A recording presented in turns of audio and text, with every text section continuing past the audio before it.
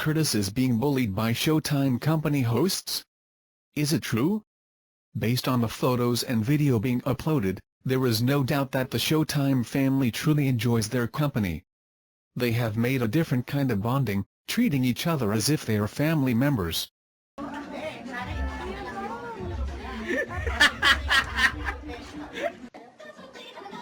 That is why whenever they upload a video or a photo joking and goofing around, it quickly goes viral over the social media. However, there are some people that claim that these jokes may have gone too far, especially when their target is Curtis. These videos will show you how the other hosts keep on putting a prank on Curtis, which seems to be too much. Here are the videos of Curtis along with Vhong Navarro and Teddy Corpuz. Invite you to watch the video. Netizen expressed anger towards ABSCBN for taking exclusive video while his cousin is being stabbed to death. An exclusive footage taken by ABSCBN and shared on the morning news Magang Kaganda of two men brawling leading to the death of one of the men involved was taken against the network by relatives of the man, claiming that if they chose to intervene rather than prioritize taking the video, his cousin may have been saved. Netizen with a Facebook name Vhong expresses his outrage towards the network for sharing the footage rather than interfering. The video showed two men brawling in the streets. The fight later on turned grave when the shorter of the two took out a small knife and stabbed the victim to death in his neck and chest part. According to news, victim James Kua died due to the injuries acquired in the fight, while suspect Melcher Espinola ran in his haste to escape, although was later on arrested by cops with the help of informations provided by witnesses who also took part in chasing Espinola. The cousin of Kua shared his sentiments, saying his cousin could have been alive till now if only the media crew chose to help instead. Many netizens cited Kua's relative expressing sympathy for Kua, and hatred towards the said network. However, some also defended the media crew, saying he might have also feared for his life. Invite you to watch the video. Financial analyst slams netizens' remark blaming government's drug war on the fall of PH stock market. A netizen recently gets lambasted on social media after sharing his sentiment on the fall of the country's stock market and further blamed it on the new administration President Rodrigo Duterte, PNP chief De La Rosa and their drug war. Carlos Eldon fired at Duterte and De La Rosa, saying the world knew that their war with drugs are bad investments. The Philippine stock market is crashing simply because the rest of the world knows that a drug war is a bad investment. Much less one that is run by Rodrigo Duterte and Beto de la Rosa, he posted. However, the remark was quickly slammed by Joseph Brian Wynay, board topwatcher of the March 2014's real estate broker licensure examination, saying, "It is not a stock market crash, and market corrections like that are normal." Wynay further advised Seldon to message him in order to learn more about the stock market. A page that professionalizes on financial investing and stocks have also slammed the netizen, claiming that tourist guides wouldn't be financial analysts. Financial education is badly needed nowadays. Tourist guides shouldn't be financial analysts. A lot of factors affect the movement of stock prices, not just political factors. Foreign selling is evident now, but this correction is expected. Never use your influence to create panic, as it does nothing good. I Invest Philippines posted. Invite you to watch the video. Muslim girl reveals the evil plans of the notorious Abu Sayyaf group. A Muslim girl has recently revealed the evil plans of the Abu Sayyaf, saying that the ASG wanted to have a federal type of government so that the government could focus on the different places that needs improvement. First is yung Liberal Party. Second is the Abu Sayyaf financed by the NATO. Bakit ang NATO? Dahil ang NATO tsaka Soviet. In the said viral video, she stated that Davao has been considered as the safest place in the world. She also added that President Duterte even once had a peace agreement with the Abu Sayyaf. She said that what happened in the Davao night market was the rebel group's way to open up the issues of the Bank Samro. This Muslim girl explained how taxes can be properly used in a federal type of government.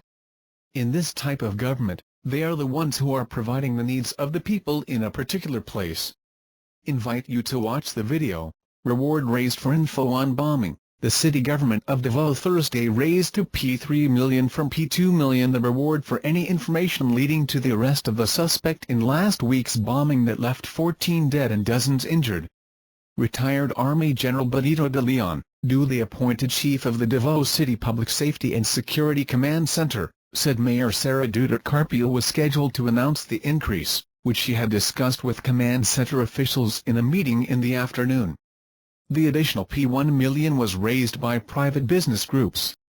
Extraordinary effort. The increase coincided with the release of a cartographic sketch of the male suspect who was identified by some of the injured as the one who left the plastic bag that contained the improvised explosive device that exploded. De Leon said the increase in the reward was a kind of extraordinary effort to bring the perpetrators to justice. The command center is in charge of coordinating the military, other uniformed services and line offices to ensure safety and security of Davao City. De Leon, a member of PMA Class 1981, is former Chief of Staff of the Army's 10th Infantry Division in Davao City and Commander of Task Force General Santos. He retired from the military service in March 2016. Meanwhile, duly designated Task Force Davao Commander Colonel Erwin Nari vowed to turn the unfortunate incident into an opportunity to boost sharing of intelligence and better secure the city.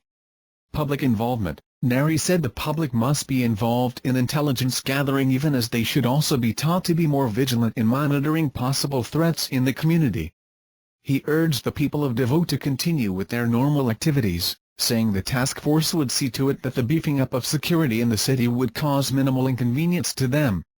Invite you to watch the video. U.S. pushes Russia on true Syria peace deal ahead of new talks. Foreign ministers from the two powers, which support opposite sides in the 5-year conflict, will meet in the Swiss city to push for a peace agreement, Russia said.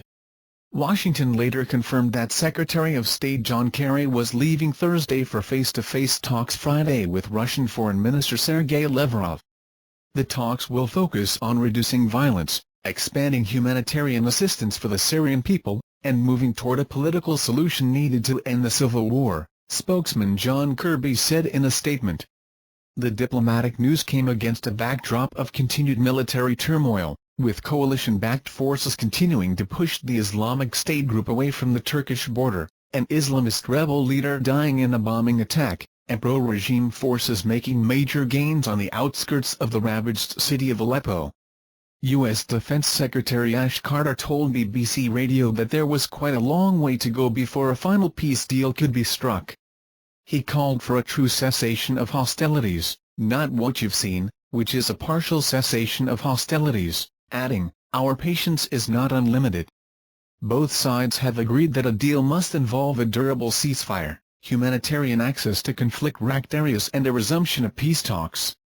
Amid a flurry of diplomatic efforts, Turkish President Recep Tayyip Erdogan and Russian counterpart Vladimir Putin agreed to intensify efforts for a ceasefire as soon as possible in Aleppo, the Turkish news agency Anadolu reported.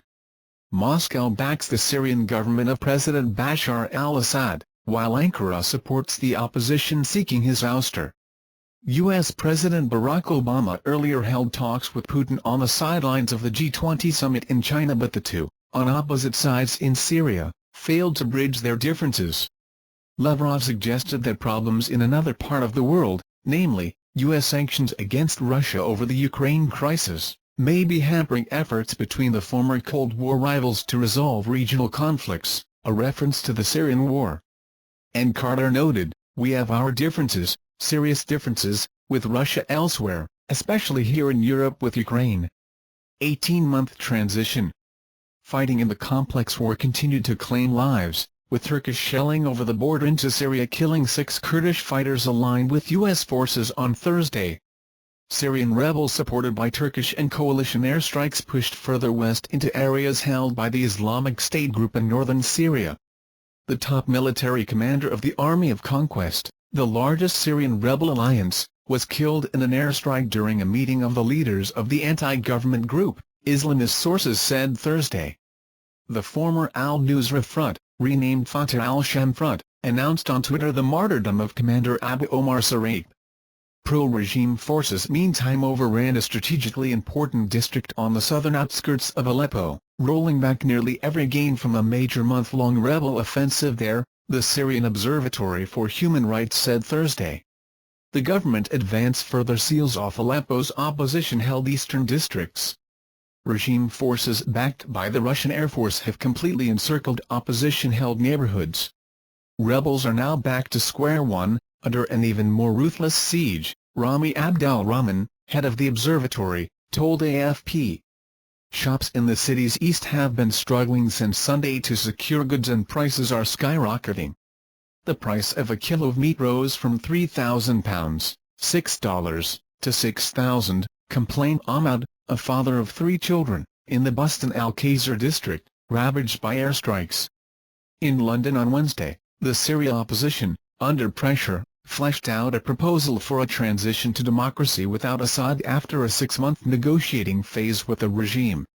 The opposition hopes new talks would result in an 18-month transition that would see Syria governed by an interim body made up of opposition figures, current government representatives and members of civil society, according to a 25-page blueprint.